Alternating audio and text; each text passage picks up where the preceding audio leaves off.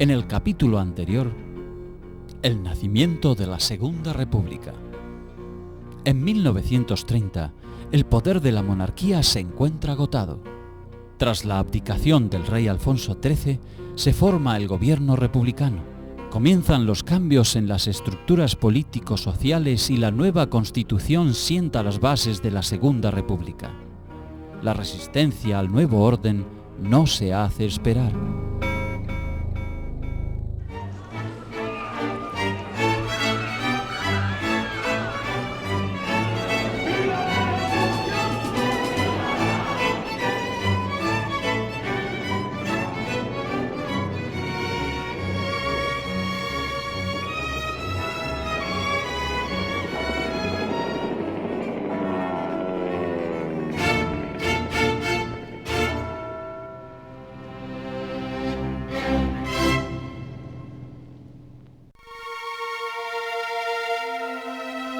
La ausencia de acuerdos programáticos y las diferencias ideológicas en la coalición de izquierda fueron las causas de la caída del gobierno de Manuel Azaña el 8 de septiembre de 1933. Para ese momento, las esperanzas que había creado la República, en gran parte de la pequeña burguesía, la clase obrera y campesina, se había tornado en decepción o desagrado. El ímpetu inicial del gobierno republicano socialista había alcanzado para sancionar una constitución moderna, pero los incumplimientos en la ejecución de los cambios mostraron las contradicciones entre los aliados. A este estado de cosas se llegó luego de una serie de situaciones muy complejas que se iniciaron en 1931.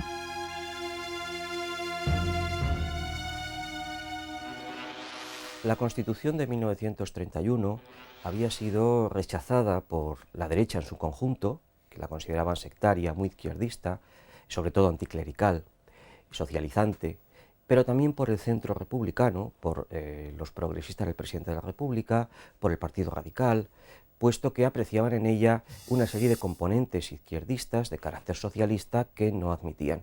De manera que a las elecciones de 1933, tanto la derecha como el centro acuden con un programa de revisión constitucional. El ejemplo más evidente de la frustración de las esperanzas fue el de la reforma agraria. Se desarrolló tan lentamente que aumentó las tensiones entre un gobierno vacilante y un campesinado agobiado por su miseria.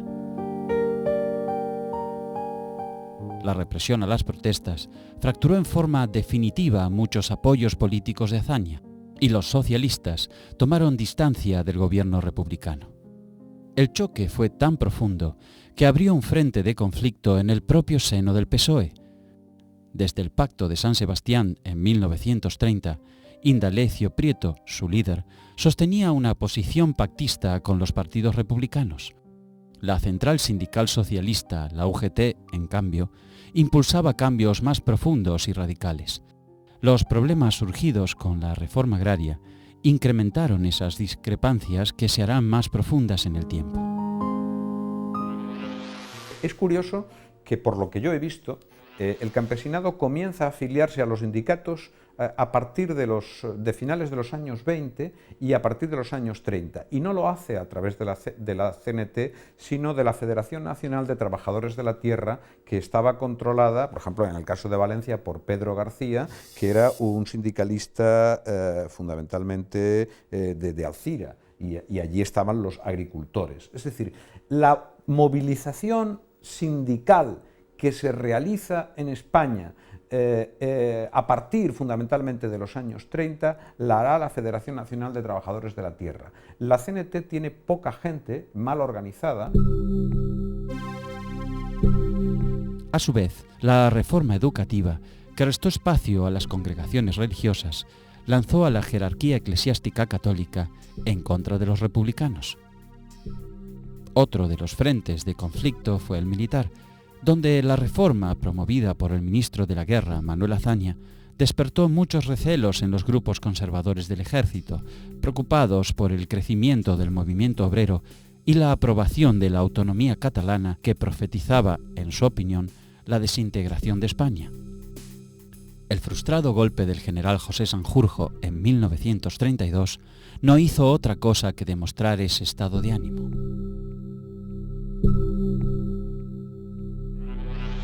ese golpe realmente no está bien urdido, o sea, es de sectores demasiado concretos, demasiado reaccionarios, demasiado monárquicos, demasiado elitistas y oligárquicos. Pero hay que tener en cuenta también que Azaña, el ministro de la Guerra, que tenía conocimiento de todo aquello, pues espera que vengan los golpistas en el Ministerio de la Guerra con guardia de asalto preparada en torno al Ministerio de la Guerra y destroza por completo en el Paseo del Prado, en torno a la Plaza de las Cibeles y en Recoletos, destroza todo el intento que hacen los golpistas de asaltar el Ministerio de la Guerra.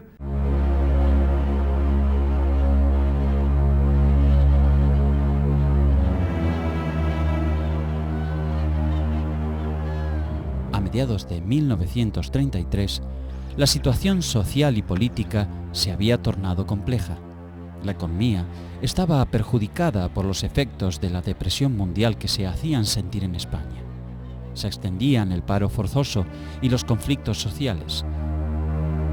Los anarquistas promovieron una huelga revolucionaria que se inició en los ferrocarriles, se extendió a los campesinos y terminó en la fatal represión del pueblo de Casasviejas, en Andalucía. Se agudizaron los choques con la Iglesia y las milicias de derecha actuaban con creciente violencia en las calles. Yo realmente creo que había, digamos, una especie de creencia de que el otro era un revolucionario que iba a cambiar la sociedad. En parte era verdad, pero no todos, y otros eran unos fascistas que iban a traer el fascismo. Y por lo tanto había imposibilidad de contactos, había imposibilidad de entendimientos. Vuelvo a repetir que aquello fue una república sin gente republicana, sin gente que dijera, bueno, usted, yo no estoy de acuerdo con usted, pero entendámonos. En medio de este difícil panorama, el presidente Alcalá Zamora recibió la dimisión del jefe de gobierno Manuel Azaña, afectado por el desgaste de la alianza entre los republicanos y los socialistas. Alcalá Zamora pidió al centrista Alejandro Lerroux que formara un nuevo gobierno, pero este fracasó. Los socialistas rechazaron la lista ministerial de Lerroux compuesta solo por republicanos. Alcalá Zamora tuvo que elegir entre otorgar el gobierno nuevamente a la coalición republicana socialista o disolver las Cortes y convocar a nuevas elecciones. No lo dudó. Volvió a pedir a Lerroux que encabezara una transición, con el mandato expreso de llamar a comicios en noviembre, apenas un mes más tarde. Frente a la nueva convocatoria, la derecha se organizó para evitar que le pasara lo de 1931, cuando su dispersión dio paso al triunfo de la izquierda. Sus esperanzas se centraban ahora en una nueva coalición, la Confederación Española de Derechas Autónomas, conocida como CEDA. Su líder, José María Gil Robles, un hombre de la Acción Católica, se había destacado por enfrentar la reforma religiosa del gobierno y oponerse a los cambios de la Constitución. La izquierda se lanzó a la campaña en defensa de las realizaciones del gobierno, con propuestas para profundizar los cambios. Sin embargo, el desgaste sufrido en los 2 años de mandato y las fricciones entre los exaliados hicieron imposible una nueva alianza exitosa. La votación arrojó un resultado catastrófico para la coalición gobernante. En conjunto, la derecha obtuvo 386 escaños, contra 94 del bloque oficialista. La CEDA consiguió 113 representantes en las Cortes, seguida por los 80 del centrista Partido Radical de Alejandro Lerroux, ahora alejado de los republicanos. El Partido Socialista colocó 58 diputados, apenas la mitad de 1931, y detrás se ubicó el derechista Partido Agrario con 39 legisladores. La CEDA se convirtió en el principal partido de las Cortes y José María Gil Robles en el dirigente más importante de la España conservadora. Estos comicios concedieron también escaños a representantes de posiciones extremas de derecha y de izquierda. Llegaron al Parlamento José Antonio Primo de Rivera y Francisco Moreno Herrera por la recién creada Falange Española y Cayetano Bolívar por el Partido Comunista.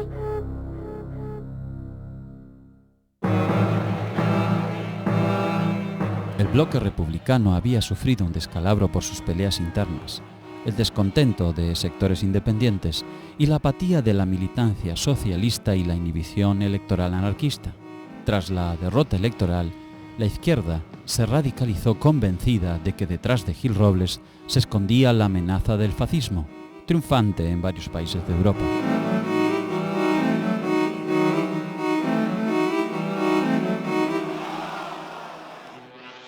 La expresión fascista se utilizaba en los años 30 y se sigue utilizando durante mucho tiempo de un modo genérico y en la mayoría de los casos de un modo descalificatorio. Sucede algo parecido a lo que representaba durante la Guerra Fría la expresión comunista. Definía un mundo ideológico mucho más amplio de lo que estrictamente era esa doctrina.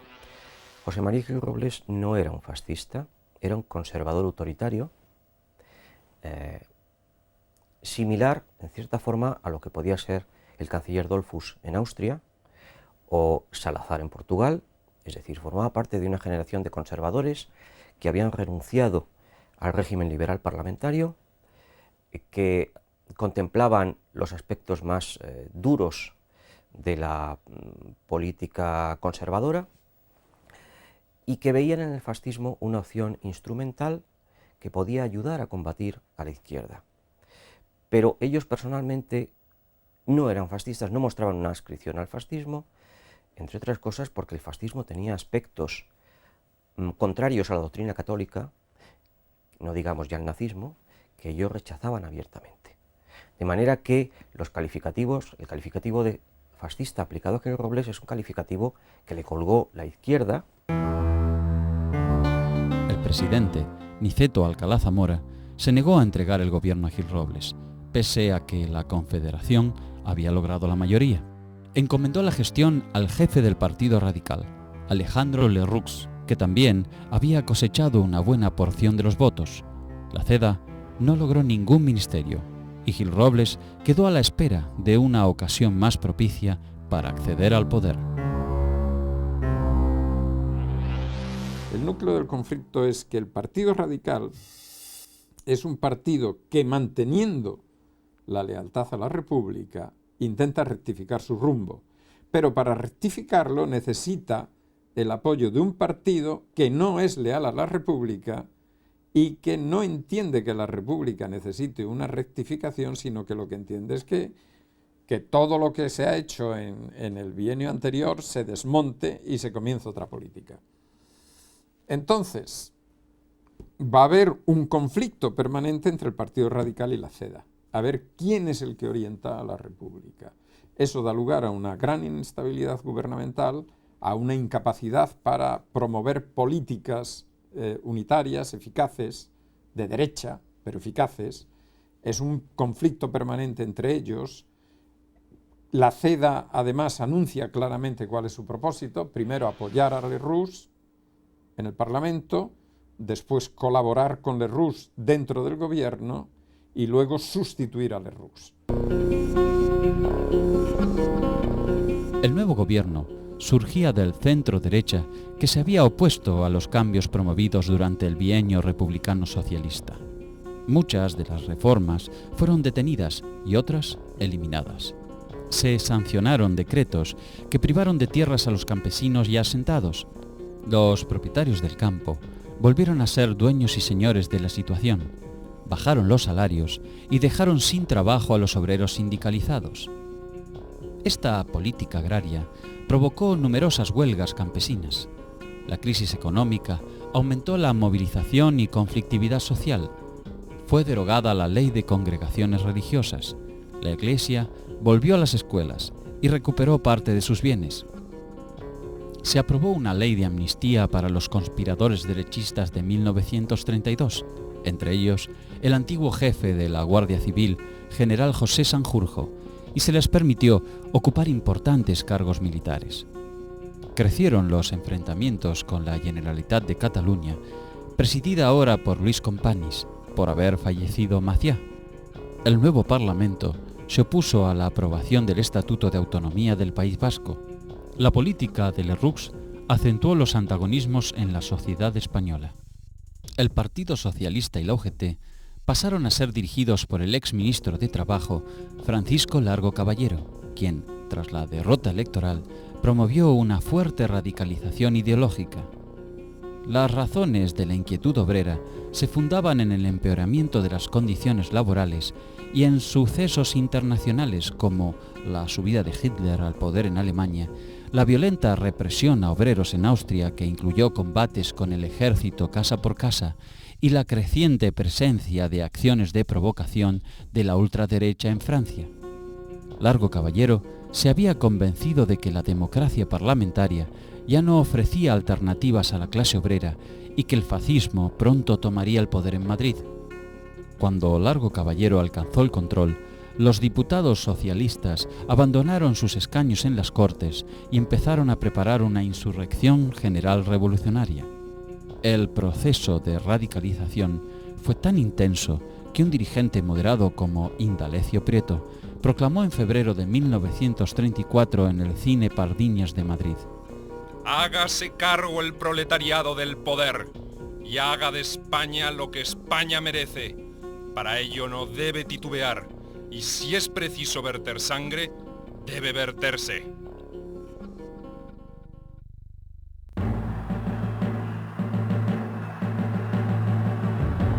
Frente a ellos, disputando el mismo espacio proletario, existía un vasto movimiento anarquista que en Europa ya había casi desaparecido, pero su presencia era muy fuerte en España, sobre todo en Cataluña y Andalucía. Los anarquistas se agrupaban en la poderosa Confederación Nacional del Trabajo, CNT, y observaban, sin demasiado entusiasmo, el fenómeno republicano. Lo consideraban una expresión clásica del reformismo burgués sin cualidades revolucionarias. En febrero de 1934, el socialismo pasó a organizar una insurrección armada revolucionaria para tomar el poder.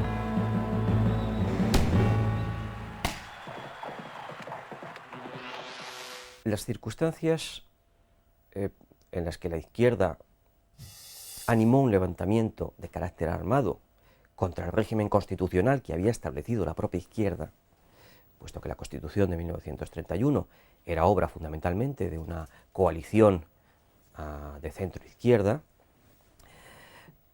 venían dadas por el hecho de que se había producido un vuelco político total,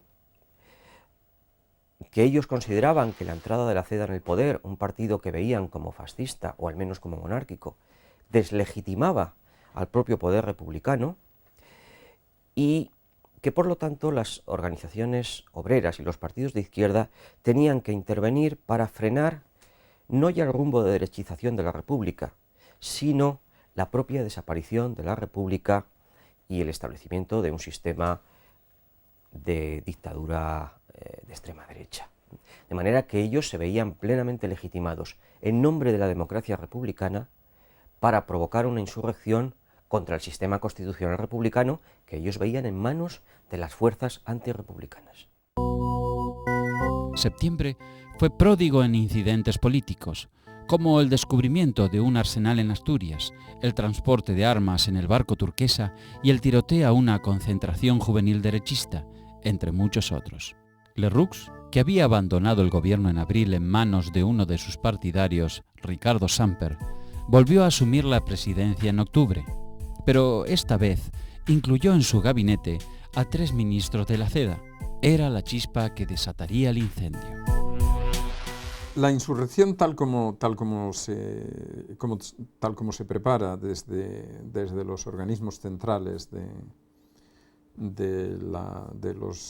Partido Socialista y de la Unión General de Trabajadores, consistía, como era habitual en la tradición socialista, en una huelga general que iría también acompañada de una insurrección, ¿no?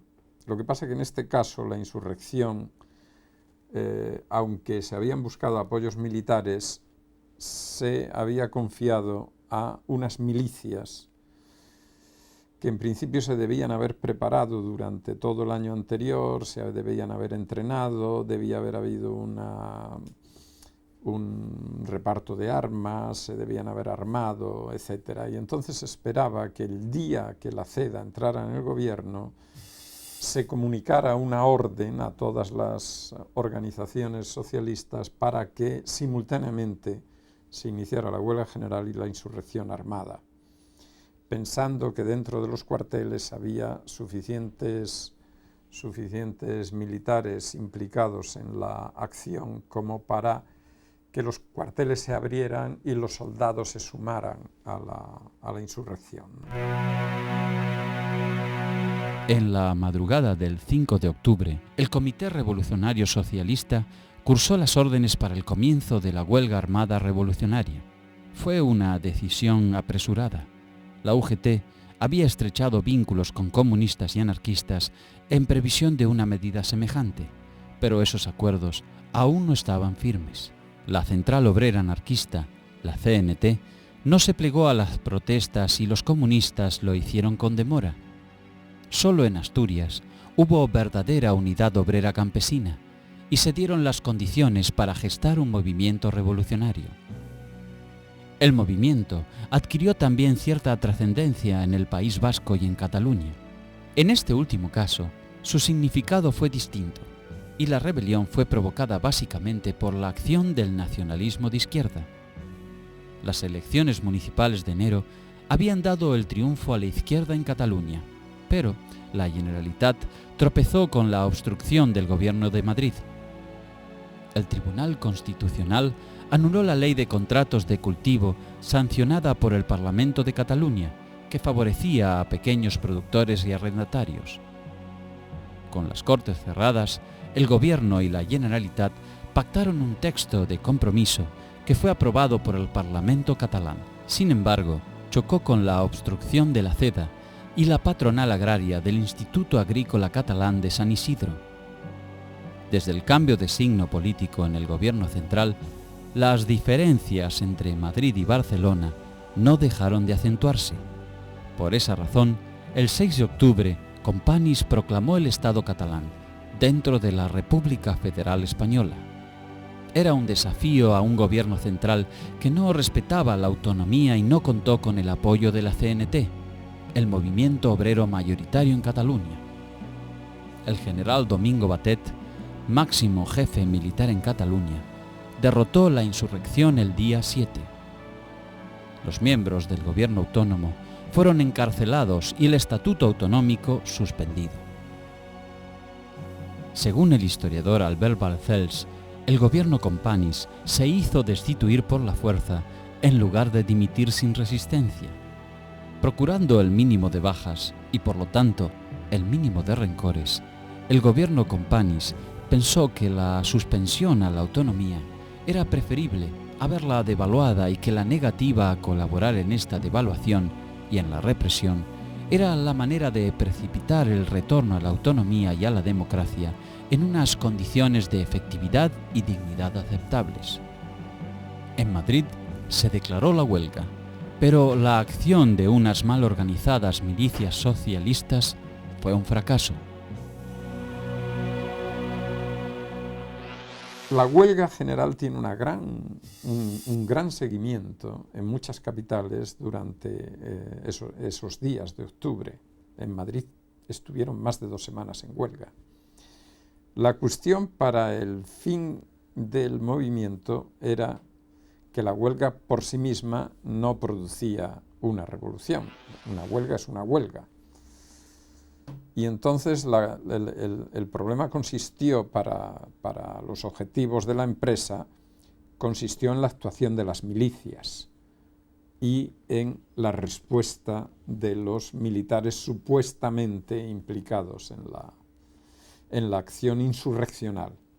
Y ahí es donde empiezan, naturalmente, desde el primer momento, a percibirse las deficiencias de la organización y la inadecuación entre los recursos disponibles y el objetivo previsto, ¿no? Las milicias existían, pero muy sobre el papel, no sabían manejar armamento.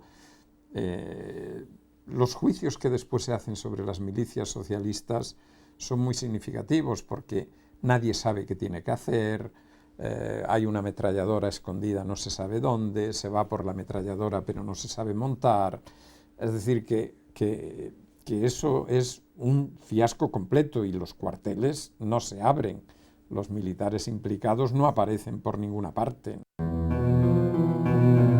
El 9 de octubre de 1934, cuando el nuevo gobierno de Lerroux, con los ministros de la Confederación, se presentó en las Cortes, la insurrección estaba dominada, menos en Asturias y el territorio vasco. En este, las organizaciones sindicales estaban muy divididas. Los obreros se mantuvieron dueños de la situación en la zona minera vizcaína hasta el 11 de octubre.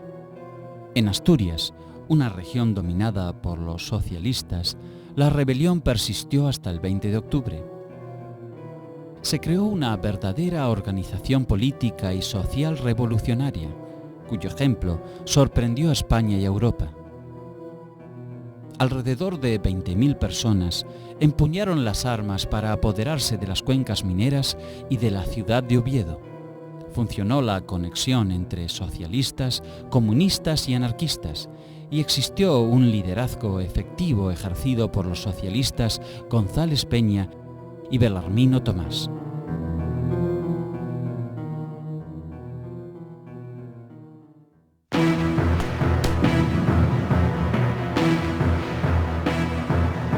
La rebelión asturiana pudo ser vencida con la intervención del ejército. El ministro de la Guerra, Diego Hidalgo, concedió plenos poderes al general Franco para que, sin cargo oficial, dispusiera el envío de tropas. Francisco Franco envió en barco unidades africanas a cuyo frente se puso el teniente coronel Yagüe, mientras el general republicano López de Ochoa avanzaba con otra columna desde Galicia. Tanto los revolucionarios como las tropas coloniales actuaron con gran violencia. Las cifras oficiales de muertos provocados por el alzamiento se elevaron a 1.335. Hubo casi 3.000 heridos. Principalmente eran rebeldes y la mayor cantidad de bajas se produjo en Asturias y en León, contándose bastantes ejecutados sin juicio. La persecución desatada después del conflicto significó un gran desprestigio para el gobierno y una fuerte indignación en la opinión independiente. 30.000 republicanos, socialistas y de otras fuerzas de izquierda fueron detenidos en toda España. Hasta Manuel Azaña fue detenido y procesado.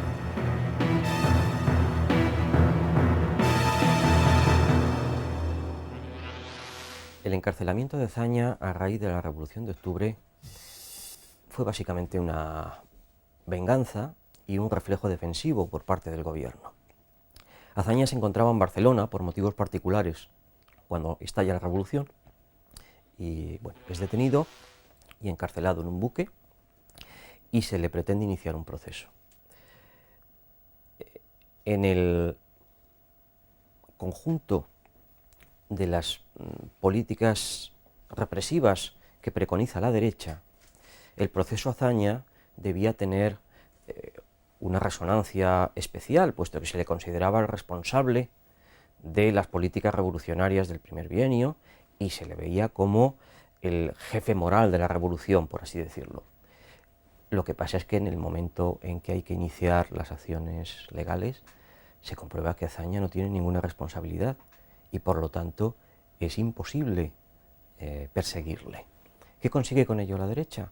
Pues consigue hacer un mártir y potenciar la figura de Azaña, que casi enseguida comenzará a través de sus mítines masivos en campo abierto, etcétera, a convertirse en esa gran figura aglutinadora del Frente Popular que la derecha, pues curiosamente, ha potenciado con este conato de proceso que no va a ninguna parte.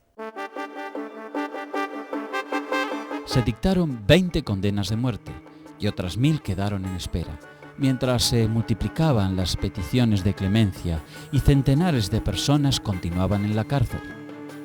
El fracaso de la huelga general de junio y la insurrección de octubre acentuaron los planes gubernamentales para terminar de liquidar las conquistas sociales. Las corporaciones patronales y empresarias pasaron a la ofensiva.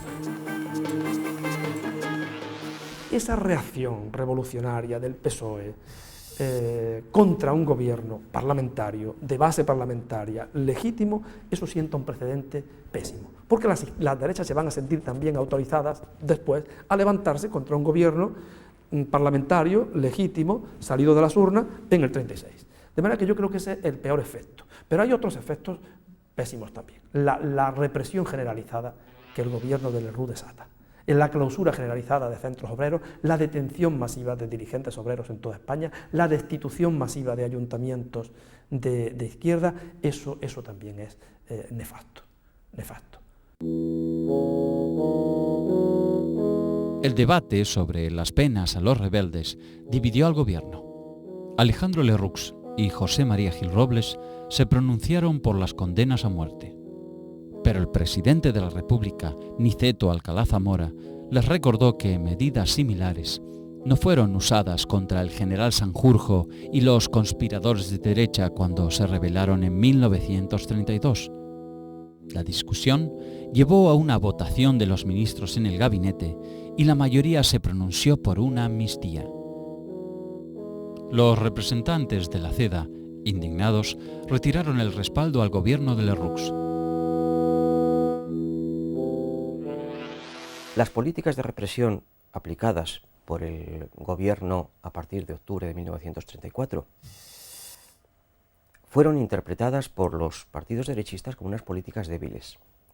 Tanto la CEDA como sobre todo los monárquicos y los falangistas deseaban una represión mucho más importante. Deseaba que hubiera una cadena de fusilamientos ejemplarizadores, hubo muy pocos, y ellos, incluso la CEDA, en los propios consejos de ministros, intentó aplicar una represión mucho más evidente. Hubieran deseado aprovechar aquel momento para proscribir completamente a las organizaciones de izquierda, es decir, si se hubiera hecho caso en este momento a la CEDA o a los partidos monárquicos, el Frente Popular difícilmente se hubiera podido constituir meses después. Y las políticas de represión moderada, tanto del Partido Radical y de sus socios de centro, como del propio presidente de la República, que actuó para frenar la represión, causaban un gran disgusto en los medios de la derecha, porque, ya digo, interpretaban que se estaba perdiendo una gran oportunidad para acabar con la izquierda española de una vez por todas. Sin embargo, en marzo de 1935, Lerroux recurrió nuevamente a la CEDA y le ofreció 5 ministerios. Gil Robles ocupó la cartera de guerra. El gobierno acentuó su política de dureza, prohibió organizaciones obreras, autorizó despidos de los huelguistas y persiguió a la prensa socialista. El general Francisco Franco fue nombrado jefe del Estado Mayor Central. Los militares identificados como antirrepublicanos fueron ubicados en los principales puestos del ejército.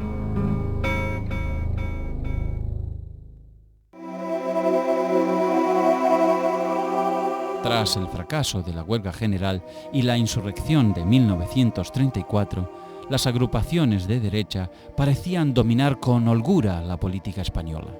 Los radicales centristas de Alejandro Lerroux mostraban un sólido bloque en casi todas las regiones. La CEDA de Gil Robles avanzaba con el apoyo de la Acción Católica. A fines de 1934 fue creado el Bloque Nacional encabezado por José Calvo Sotelo y Antonio Goicoechea, quienes exigían mayor dureza en la represión. Se pronunciaban contra la legitimidad de la República y se proponían conquistar el Estado para hacerlo corporativo y unitario. Calvo Sotelo declaró: el ejército no es solo el brazo, sino la columna vertebral de la patria. La polarización creciente, con vocación violenta, se manifestaba en los choques callejeros promovidos por la Falange Española de José Antonio Primo de Rivera, quien recibía una importante subvención del fascismo italiano. Este había proclamado que la única solución para España era la guerra civil. La provocación era una práctica frecuente de las juntas de ofensiva nacional sindicalista, conocidas por su sigla, JONS, y se haría cada vez más intensa en los años siguientes. La prensa de izquierda estaba prohibida y los dirigentes sindicales y políticos de ese sector estaban en la cárcel, Eran perseguidos o se habían refugiado en el exterior. Parecían haber entrado en una decadencia definitiva, pero se produjo una reacción.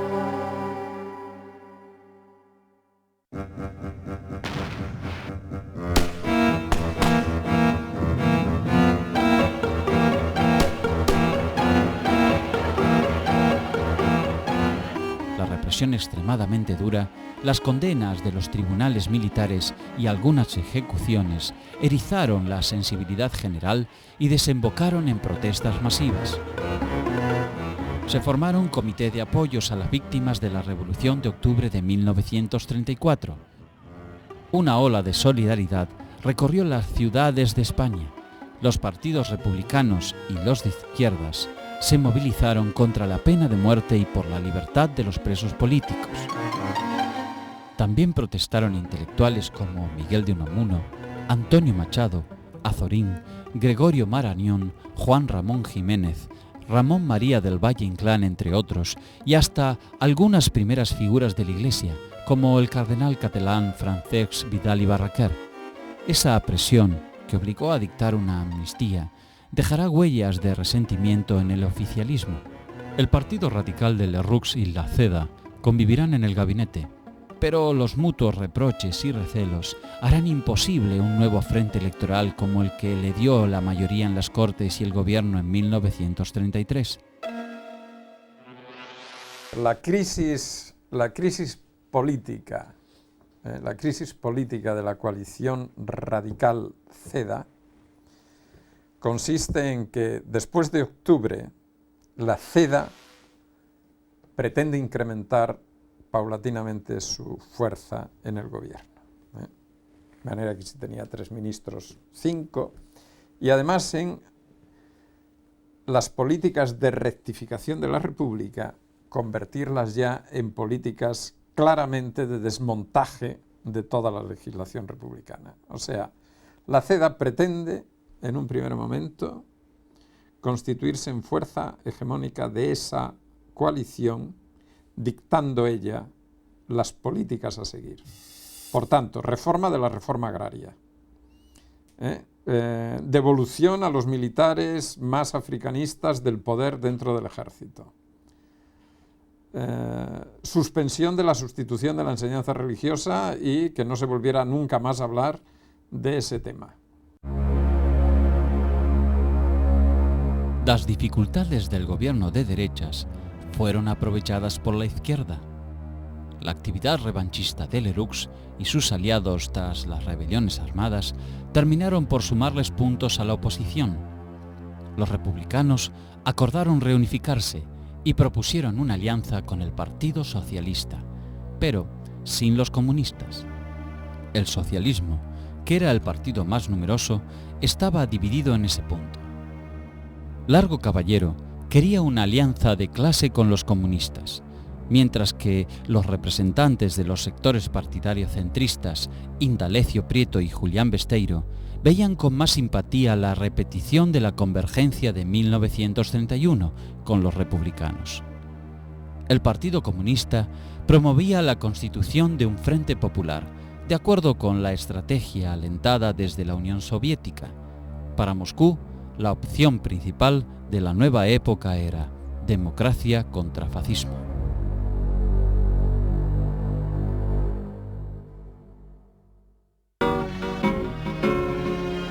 En los meses del otoño de 1935, el proyecto de unidad de la izquierda entró en una fase de fuerte dinamismo. La persecución oficial a los dirigentes de esa tendencia ideológica los volvía a poner en un lugar de expectativa. Azaña, que había terminado muy mal su gobierno en 1933, fue exonerado de las acusaciones y encabezó la mayor manifestación conocida hasta el momento. De 300.000 a 400.000 personas lo escucharon en el Campo de Comillas de Madrid. El líder derechista Gil Robles escribiría años después en el libro No fue posible la paz. El mitin constituyó uno de los mayores éxitos de público. Fue la expresión inequívoca del peligro revolucionario en España, fomentado por el egoísmo y la conducta incalificable de las clases socialmente encuadradas en los grupos de derecha. en septiembre de 1935, el gobierno se vio inmerso en un escándalo de corrupción que dejó mal parado el propio presidente Lerroux. Al caso se lo conoció como extraperlo. La palabra era la unión del nombre de dos hombres de negocios extranjeros, Strauss y Perle. Ellos habían ideado un nuevo tipo de ruleta. Esta máquina supuestamente permitía que el apostador acertara el número que iba a salir mediante un cálculo elemental, basado en reglas que se podían conocer de antemano. Decían que de esta manera se premiaba la perspicacia del jugador y quedaba descartado el puro azar. Sus detractores advertían que el croupier podía manipular la ruleta para impedir excesivos aciertos que hicieran peligrar el negocio. Los promotores entraron en contacto con Aurelio Lerroux, hijo adoptivo del presidente, y le regalaron 2 relojes de oro para obtener su aprobación. A los pocos días, la máquina estaba funcionando en casinos de Mallorca y San Sebastián, pero el gobernador civil de Donostia prohibió el juego. Los promotores volvieron indignados a Madrid y pidieron una fuerte indemnización por el tropiezo al hijo de Lerroux. Como no hubo satisfacciones, Strauss se entrevistó con Manuel Azaña y denunció el incidente. Azaña se lo contó a Niceto Alcalá Zamora y pronto lo supo la prensa. En medio del escándalo, Lerroux debió dimitir.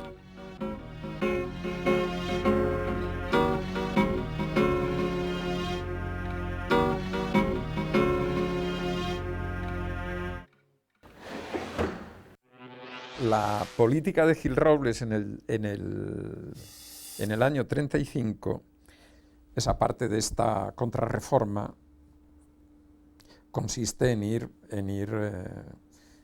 liquidando a Lerroux. Y lo último que se saca para liquidar a Lerroux son unos escándalos más bien insignificantes, de poca monta, que era aquello del extraperlo, de un juego de ruleta que había introducido un alemán, Strauss, y en el que había estado implicado un sobrino de Lerroux, en fin, una cosa realmente de poca monta, pero en comparación con lo que se podía ver y con lo que hemos visto después, ¿no? Pero que dejó a Lerroux pues ya sin apoyos, ni siquiera en su propio partido, de manera que Lerroux cae. El gobierno encabezado por el Partido Radical se desmoronó. El presidente tuvo que disolver por segunda vez las Cortes y designó al radical Joaquín Chapaprieta para que convocara elecciones. Otra vez, el futuro de España se iba a dirimir a cara o cruz, el 16 de febrero de 1936. Gil Robles abandonó el Ministerio de Guerra el 14 de diciembre, luego de que Alcalá Zamora le negara nuevamente la posibilidad de formar gobierno. Pero dejó escrito en sus memorias que el día 11 el general Joaquín Fanjul le había ofrecido echarse esa misma noche a la calle con las tropas de la guarnición de Madrid. Pero Gil Robles rechazó la proposición. Sin embargo, la última noche como ministro la pasó en vela, esperando una comunicación de los generales Joaquín Fanjul, Manuel Godet y José Varela, que debían informarle de la puesta en marcha de un golpe militar preventivo. Francisco Franco consideró que debían esperar. Gil Robles expresó: Si el ejército opina que debe ocuparse transitoriamente el poder con objeto de que se salve el espíritu de la Constitución y se evite un fraude gigantesco de signo revolucionario, yo no constituiré el menor obstáculo. Las derechas llegan a las elecciones de febrero del 36 divididas por la acción gubernamental de la CEDA, fundamentalmente. El conjunto de las derechas considera que el segundo bienio ha sido una ocasión desperdiciada para terminar con el sistema liberal parlamentario y para rectificar el rumbo social y político que había adoptado la República durante el bienio social hazañista. Existe, por lo tanto, una sensación de frustración. Para el sector mayoritario, la CEDA, esa frustración se dirige hacia agentes externos, los radicales y el presidente de la República, que han frustrado la posibilidad de que Gil Robles tomase el poder. Para los monárquicos y los falangistas, la culpa está en la propia CEDA, que ha sido un partido que se ha entregado al juego parlamentario sin ocuparse de lo que verdaderamente era importante, que era la movilización de masas y la conspiración militar para terminar con el régimen. De manera que ambos sectores se acusan de no haber cooperado, no haber colaborado entre sí para lograr sus objetivos. El 12 de enero de 1936, Largo Caballero proclamaba en un acto en Madrid: La clase trabajadora no renuncia de ninguna manera a la conquista del poder político. Está en su programa y se halla decidida a obtener ese poder político de la manera que pueda. A la misma hora de la tarde, en el cine monumental de la capital española, el derechista Calvo Sotelo expresaba: A la fuerza que yo invoco es a la fuerza organizada, para que la sangre del ejército se mezcle con la civil. Las próximas elecciones han de ser las últimas, y si triunfamos, no iniciaremos una política de contemporización. El 15 de enero, las fuerzas de izquierda firmaron el acuerdo por el que se constituyó el Frente Popular. El programa común contemplaba el regreso de los obreros a los puestos de trabajo, la aplicación de la legislación aprobada en el bienio 1931-1933 y la amnistía a los presos, lo que atraía los votos de los anarquistas. Hay gente que va al Frente Popular pensando en que no se puede reconstruir de nuevo la República como en sus inicios. Eso está agotado. Una parte del Partido Socialista, el símbolo es Largo Caballero, parte naturalmente de los grupos comunistas, trotskistas, etcétera, la CNT, y que lo que hay que hacer es claramente llevar a una república socialista, llevar la revolución que está a las puertas de la esquina. Por eso digo que el Frente Popular lo que hace fundamentalmente es ir cada uno desde una perspectiva distinta y diferente a las elecciones. Los comicios se presentaron con el mismo esquema de 1931, una izquierda unificada en torno al del Frente Popular y una derecha que no consiguió ponerse de acuerdo.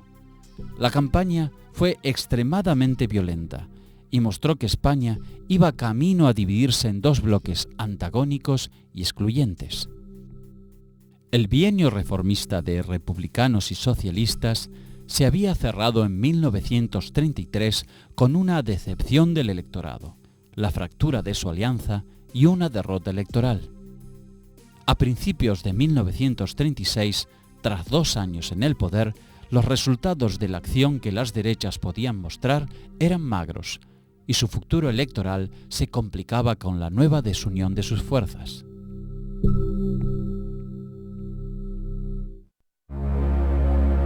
En el próximo capítulo, el Frente Popular y la conspiración contra la República. La derecha se fragmenta y el Frente Popular accede al gobierno. La tensión social y política estalla tras el asesinato del dirigente derechista José Calvo Sotelo. El 18 de julio de 1936 comienza el pronunciamiento militar contra la República. España queda dividida en dos. La guerra civil es inevitable.